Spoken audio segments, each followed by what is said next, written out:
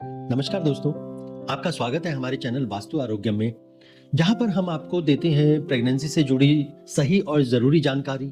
जैसे कि आपको याद होगा कि पिछले वीडियो में हमने आपको प्रेगनेंसी के पहले ट्राइमेस्टर के लिए एक 7 डेज का डाइट प्लान दिया था, जो हेल्दी, टेस्टी और सेफ था।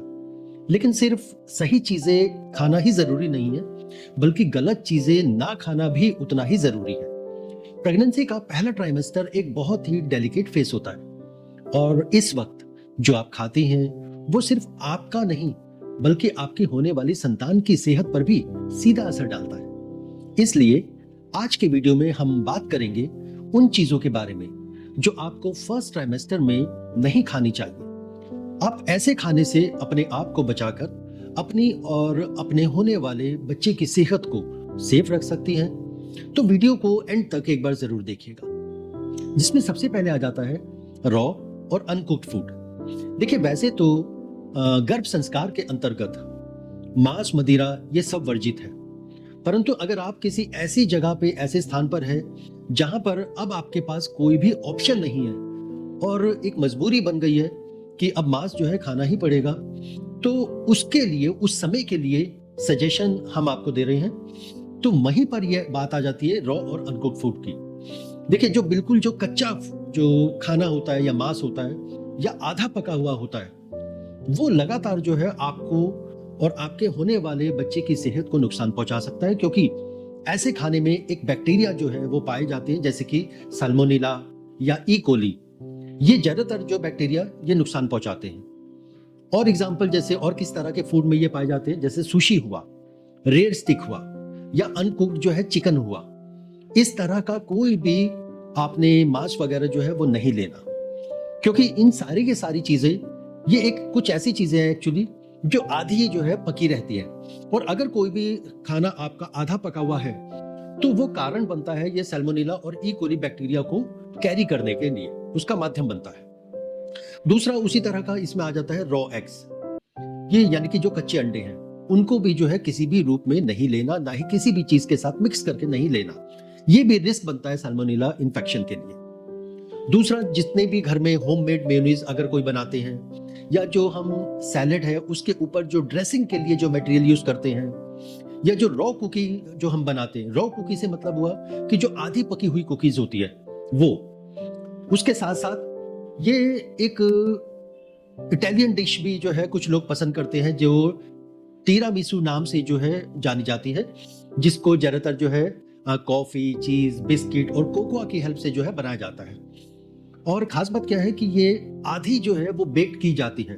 तो जितनी भी ऐसी आइटम होगी जो पूरी तरह से बेक्ड नहीं होंगी, तो वो सबसे बड़ा कारण बनता है बैक्टीरियल इन्फेक्शन को कैरी करने का। दूसरे नंबर पे आ जाते हैं हम सी फूड पर। देखिए, जितने भी आपके जो सी फूड है, जैसे कि हाई मर्करी फिश, वो सारे के सारे ऐसी मछलियां जिसमें हाई मर्करी होगा, वो ब्रेन के डेवलपमेंट के लिए और नर्वस सिस्टम के लिए हानिकारक है, बच्चे के खास तौर से। और आपने किन किन चीजों को अवॉइड करना है, जैसे कि अच्छा, यही मरकरी को और किस किस तरह की फिश जो है कैरी कर सकती है ज्यादा, जैसे शार्क हुआ, स्वॉर्ड फिश हुआ, किंग मैकेरेल हुआ या टाइल फिश हुआ। इन सबको आपने नहीं लेना, अवॉइड करना है। सेफ ऑप्शन क्या हो सकता है, जैसे सैल्मन हुआ, सार्डिनाइन्स हुआ और ट्राउट हुआ। ये सारे मरकरी में लो होते हैं और ओमेगा 3 फैटी एसिड में ये हाई होते हैं, जो हेल्थ के लिए फायदेमंद होता है। इसके साथ साथ रॉ और अनकुक्ड सेलफिश में 2-3 मैं आपको जो है एग्जांपल दे रहा हूं, जैसे कि ऑयस्टर हुआ, क्लैम्स हुआ, म्यूसेल्स हुआ। ये सब आपने जो है नहीं लेने इस दौरान, क्योंकि ये सभी ऐसे बैक्टीरिया को कैरी करने का कारण बनते हैं, जैसे कि लिस्टेरिया हुआ या वाइब्रियो हुआ। अगली इसमें आते हैं हम जितने भी अनपेस्चराइज्ड डेयरी प्रोडक्ट हैं या जूसेस हैं। अनपेस्चराइज्ड हुआ कि जिनको हीट करने के बाद उनके जो हार्मफुल बैक्टीरिया है वो खत्म नहीं किए जाते, वो हो गया आपका अनपेस्चराइज्ड। तो इस तरह के जितने भी डेयरी प्रोडक्ट हैं वो आपने नहीं लेने, ठीक है। जैसे कि दूध हुआ या चीज हुआ। देखिए, मैं ये नहीं मना कर रहा हूं कि दूध नहीं लेना या चीज नहीं लेना, अनपेस्चराइज्ड नहीं लेना, क्योंकि इनके अंदर जो लिस्टेरिया नामक जो बैक्टीरिया है वो सबसे ज्यादा जो है पाया जाता है और अफेक्ट करता है, खास तौर से प्रेग्नेंट वुमेन्स को, जितने भी जो न्यू बॉर्न बेबी हैं उनको, जो अभी जन्म नहीं लिया जिन बेबीज ने उनको, जितने भी जो बुजुर्ग लोग हैं उनको, और जिनका इम्यून सिस्टम कमजोर है, ये बैक्टीरिया उन सभी की सेहत को खराब करने का सबसे ज्यादा कारण बनता है। और उसके साथ साथ जो प्रेगनेंसी कॉम्प्लिकेशंस है वो उसका भी ये कारण सबसे ज्यादा जो है बनता है। आपने अवॉइड करनी है क्या क्या चीजें, जैसे कि सॉफ्ट चीज, जैसे ब्राई हुआ या कैमेम्बर्ट हुआ, फेटा हुआ, ब्लू चीज हुआ, क्वेसो हुआ, ठीक। इन सबको तब तक नहीं लेना अगर इनके ऊपर पेस्चराइज का लेबल नहीं लगा हुआ है तो आपने नहीं लेना। ये चीजें तब तक ना खाएं जब तक या तो डॉक्टर द्वारा जो है इनको प्रिस्क्राइब नहीं किया जा रहा है, और या आप खुद तसल्ली नहीं कर लेते कि इसके ऊपर पेस्चराइज लिखा हुआ है।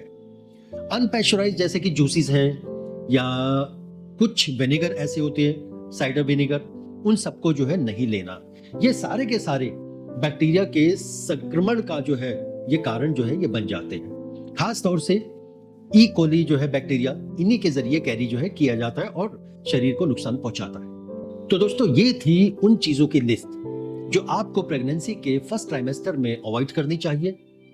ये समय बहुत ही इंपॉर्टेंट होता है, इसलिए जो भी खाएं सोच समझ के खाएं। नमस्कार, मैं Arun Verma, numerologist and vastu consultant, आपका स्वागत करता हूं वास्तु आरोग्यम चैनल पर। हम आपके लिए ज्ञानवर्धक और लाभकारी जानकारी लेकर आते हैं जिससे आपके जीवन में सकारात्मक बदलाव आ सके। देखिए, हमारा उद्देश्य सिर्फ वीडियो बनाना नहीं है, बल्कि आपको ऐसी सटीक और उपयोगी जानकारी देना है जो आपके लिए लाभकारी हो। हम चाहते हैं कि यह ज्ञान ना केवल आपके लिए उपयोगी हो, बल्कि आप इसे अपने अपनों के साथ भी साझा करें और इसका अधिकतम लाभ उठाएं। अगर आपको यह प्रयास पसंद आ रहा है तो वीडियो को लाइक करें और चैनल को सब्सक्राइब करें, ताकि हमें भी लगातार ऐसी महत्वपूर्ण जानकारियां लाने की प्रेरणा मिलती रहे। आपका यह प्यार और समर्थन हमें दिल से खुशी देता है। तो मिलते हैं अगले वीडियो में हर मंगलवार, गुरुवार और शनिवार को तय किए गए समय पर। तब तक के लिए नमस्कार।